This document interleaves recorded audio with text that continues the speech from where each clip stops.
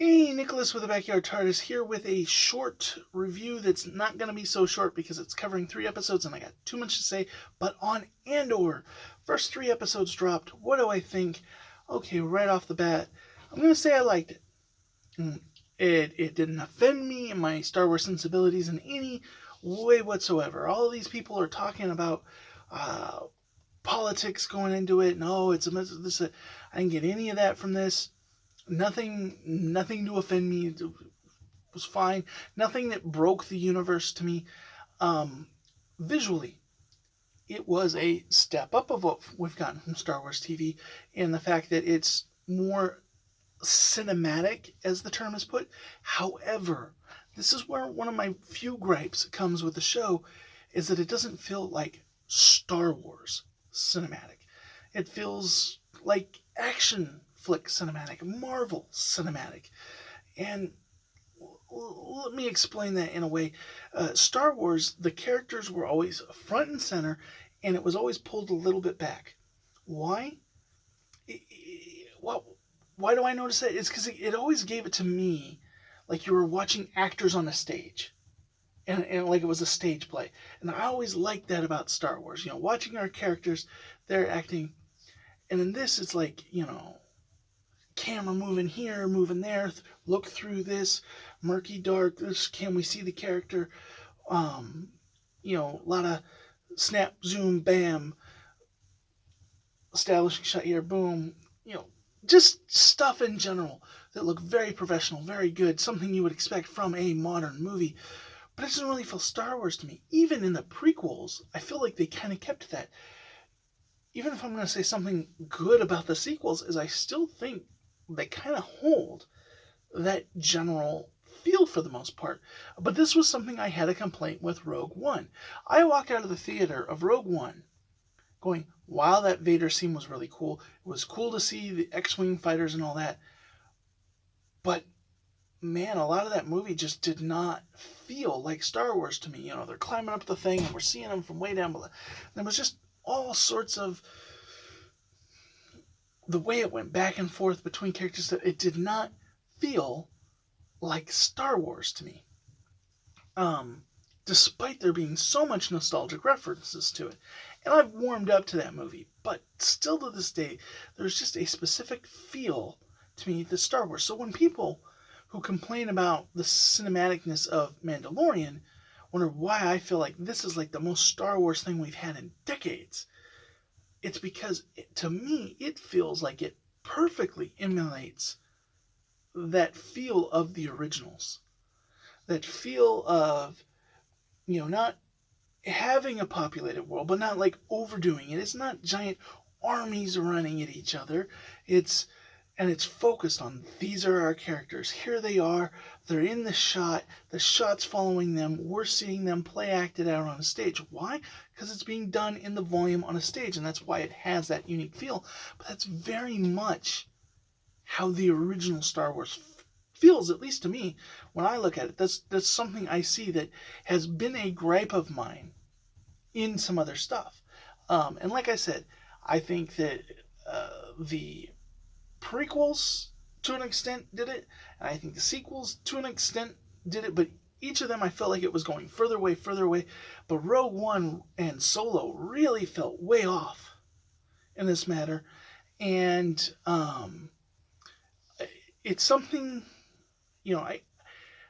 there's all these new techniques that are coming in cinema, and I don't feel like they are the flavor that is Star Wars. Like there's a George Lucas flavor, there's a Spielberg flavor, how they did things, how they shot things, and there's all these like new cool things that have come out, and so I feel like people approaching Star Wars now, like they want to do it like that, but for me, I get to catch the original. So that is just one little thing that kind of bugged me. Here's the second one. The second one is that everybody has been complaining with the previous Star Wars shows that there are too many member berries. We're seeing characters from other movies. It's actual R4. It comes through this particular brand. Like every character we know in the universe shows up and is involved in all these little things that every other character was doing. And that, like, people go, you're making the universe too small.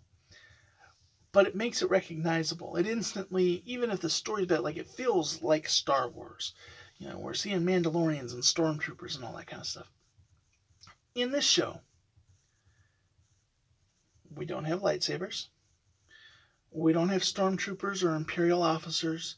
We don't have recognizable droids.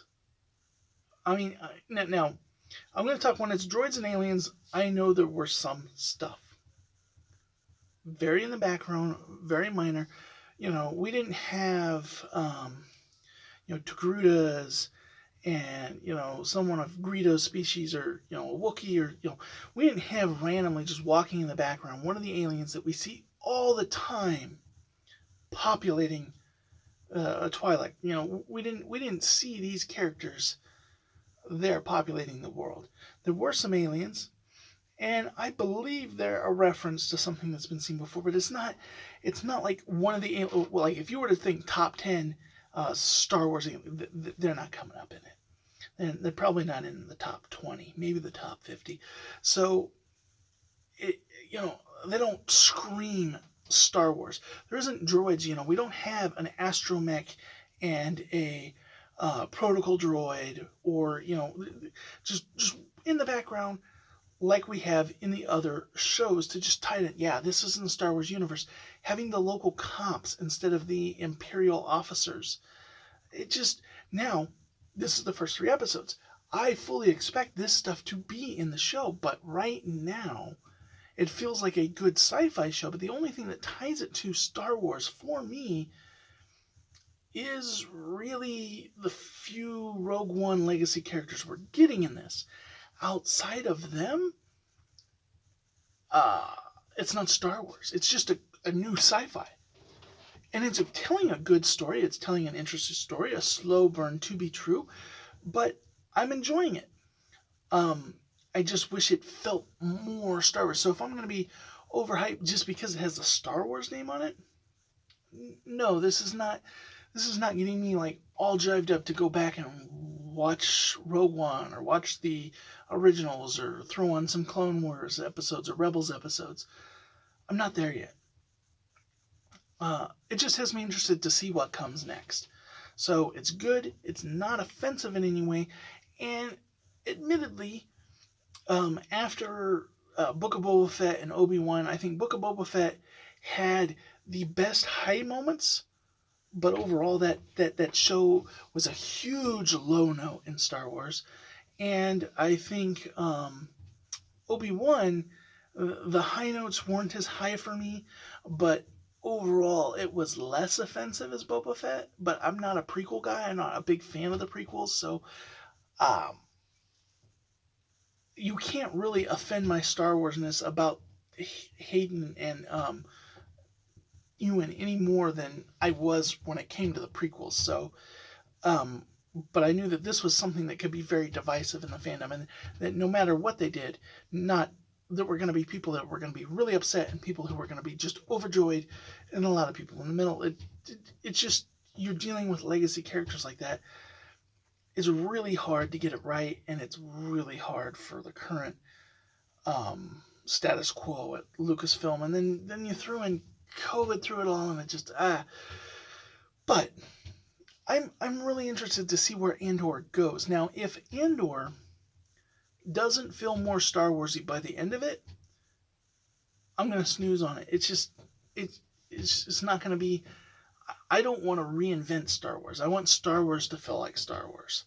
So if it doesn't start feeling like Star Wars, that's going to be a problem for me. But if it's the slow burn intro and then we get to another planet or whatever and it's very Star Warsy, then we're good. So, good start.